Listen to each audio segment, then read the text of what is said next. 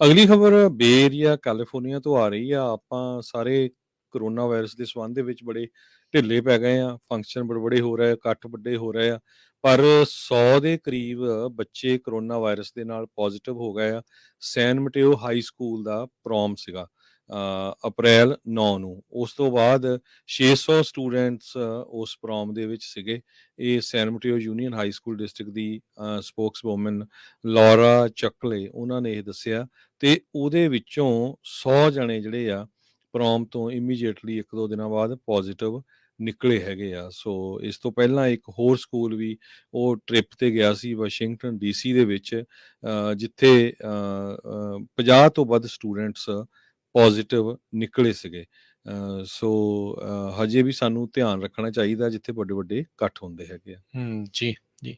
ਅਗਲੀ ਖਬਰ ਬੇ area California ਤੋਂ ਆ ਰਹੀ ਆ। ਆਪਾਂ ਸਾਰੇ ਕੋਰੋਨਾ ਵਾਇਰਸ ਦੇ ਸੰਬੰਧ ਦੇ ਵਿੱਚ ਬੜੇ ਢਿੱਲੇ ਪੈ ਗਏ ਆ। ਫੰਕਸ਼ਨ ਬੜੇ ਹੋ ਰਹੇ ਆ, ਇਕੱਠ ਵੱਡੇ ਹੋ ਰਹੇ ਆ।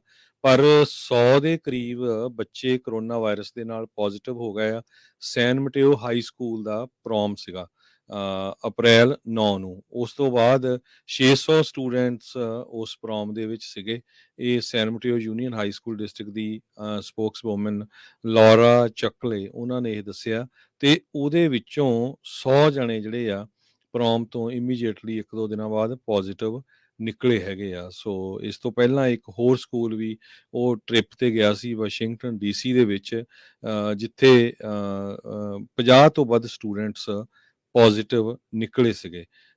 ਸੋ ਹਜੇ ਵੀ ਸਾਨੂੰ ਧਿਆਨ ਰੱਖਣਾ ਚਾਹੀਦਾ ਜਿੱਥੇ ਵੱਡੇ ਇਕੱਠ ਹੁੰਦੇ ਹੈਗੇ ਆ।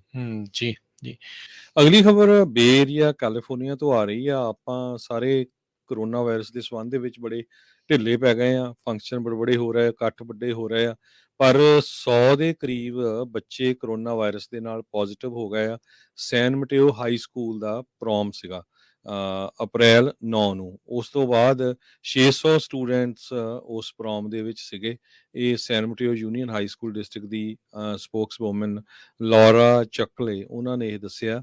ਤੇ ਉਹਦੇ ਵਿੱਚੋਂ 100 ਜਣੇ ਜਿਹੜੇ ਆ ਪ੍ਰੋਮ ਤੋਂ ਇਮੀਡੀਏਟਲੀ 1-2 ਦਿਨਾਂ ਬਾਅਦ ਪੋਜ਼ਿਟਿਵ ਨਿਕਲੇ ਹੈਗੇ ਆ। ਸੋ ਇਸ ਤੋਂ ਪਹਿਲਾਂ ਇੱਕ ਹੋਰ ਸਕੂਲ ਵੀ ਉਹ ਟ੍ਰਿਪ ਤੇ ਗਿਆ ਸੀ ਵਾਸ਼ਿੰਗਟਨ ਡੀਸੀ ਦੇ ਵਿੱਚ, ਜਿੱਥੇ 50 ਤੋਂ ਵੱਧ ਸਟੂਡੈਂਟਸ ਪੋਜ਼ਿਟਿਵ ਨਿਕਲੇ ਸੀਗੇ। ਸੋ ਹਜੇ ਵੀ ਸਾਨੂੰ ਧਿਆਨ ਰੱਖਣਾ ਚਾਹੀਦਾ ਜਿੱਥੇ ਵੱਡੇ ਇਕੱਠ ਹੁੰਦੇ ਹੈਗੇ ਆ। ਜੀ, ਜੀ। ਅਗਲੀ ਖਬਰ ਬੇ ਏਰੀਆ ਕੈਲੀਫੋਰਨੀਆ ਤੋਂ ਆ ਰਹੀ ਆ। ਆਪਾਂ ਸਾਰੇ ਕੋਰੋਨਾ ਵਾਇਰਸ ਦੇ ਸੰਬੰਧ ਦੇ ਵਿੱਚ ਬੜੇ ਢਿੱਲੇ ਪੈ ਗਏ ਆ। ਫੰਕਸ਼ਨ ਬੜੇ ਹੋ ਰਹੇ ਆ, ਇਕੱਠ ਵੱਡੇ ਹੋ ਰਹੇ ਆ। ਪਰ 100 ਦੇ ਕਰੀਬ ਬੱਚੇ ਕੋਰੋਨਾ ਵਾਇਰਸ ਦੇ ਨਾਲ ਪੋਜ਼ਿਟਿਵ ਹੋ ਗਏ ਆ। ਸੈਨ ਮਟੇਓ ਹਾਈ ਸਕੂਲ ਦਾ ਪ੍ਰੋਮ ਸੀਗਾ ਅਪ੍ਰੈਲ 9 ਨੂੰ। ਉਸ ਤੋਂ ਬਾਅਦ 600 ਸਟੂਡੈਂਟਸ ਉਸ ਪ੍ਰੋਮ ਦੇ ਵਿੱਚ ਸੀਗੇ। ਇਹ ਸੈਨ ਮਟੇਓ ਯੂਨੀਅਨ ਹਾਈ ਸਕੂਲ ਡਿਸਟ੍ਰਿਕਟ ਦੀ ਸਪੋਕਸਵੂਮਨ ਲੌਰਾ ਚੱਕਲੇ ਉਹਨਾਂ ਨੇ ਇਹ ਦੱਸਿਆ। ਤੇ ਉਹਦੇ ਵਿੱਚੋਂ 100 ਜਣੇ ਜਿਹੜੇ ਆ ਪ੍ਰੋਮ ਤੋਂ ਇਮੀਡੀਏਟਲੀ 1-2 ਦਿਨਾਂ ਬਾਅਦ ਪੋਜ਼ਿਟਿਵ ਨਿਕਲੇ ਹੈਗੇ ਆ। ਸੋ ਇਸ ਤੋਂ ਪਹਿਲਾਂ ਇੱਕ ਹੋਰ ਸਕੂਲ ਵੀ ਉਹ ਟ੍ਰਿਪ ਤੇ ਗਿਆ ਸੀ ਵਾਸ਼ਿੰਗਟਨ ਡੀਸੀ ਦੇ ਵਿੱਚ, ਜਿੱਥੇ 50 ਤੋਂ ਵੱਧ ਸਟੂਡੈਂਟਸ ਪੋਜ਼ਿਟਿਵ ਨਿਕਲੇ ਸੀਗੇ। ਸੋ ਹਜੇ ਵੀ ਸਾਨੂੰ ਧਿਆਨ ਰੱਖਣਾ ਚਾਹੀਦਾ ਜਿੱਥੇ ਵੱਡੇ ਇਕੱਠ ਹੁੰਦੇ ਹੈਗੇ ਆ। ਜੀ, ਜੀ। ਅਗਲੀ ਖਬਰ ਬੇ ਏਰੀਆ ਕੈਲੀਫੋਰਨੀਆ ਤੋਂ ਆ ਰਹੀ ਆ। ਆਪਾਂ ਸਾਰੇ ਕੋਰੋਨਾ ਵਾਇਰਸ ਦੇ ਸੰਬੰਧ ਦੇ ਵਿੱਚ ਬੜੇ ਢਿੱਲੇ ਪੈ ਗਏ ਆ। ਫੰਕਸ਼ਨ ਬੜੇ ਹੋ ਰਹੇ ਆ, ਇਕੱਠ ਵੱਡੇ ਹੋ ਰਹੇ ਆ। ਪਰ 100 ਦੇ ਕਰੀਬ ਬੱਚੇ ਕੋਰੋਨਾ ਵਾਇਰਸ ਦੇ ਨਾਲ ਪੋਜ਼ਿਟਿਵ ਹੋ ਗਏ ਆ। ਸੈਨ ਮਟੇਓ ਹਾਈ ਸਕੂਲ ਦਾ ਪ੍ਰੋਮ ਸੀਗਾ ਅਪ੍ਰੈਲ 9 ਨੂੰ। ਉਸ ਤੋਂ ਬਾਅਦ 600 ਸਟੂਡੈਂਟਸ ਉਸ ਪ੍ਰੋਮ ਦੇ ਵਿੱਚ ਸੀਗੇ।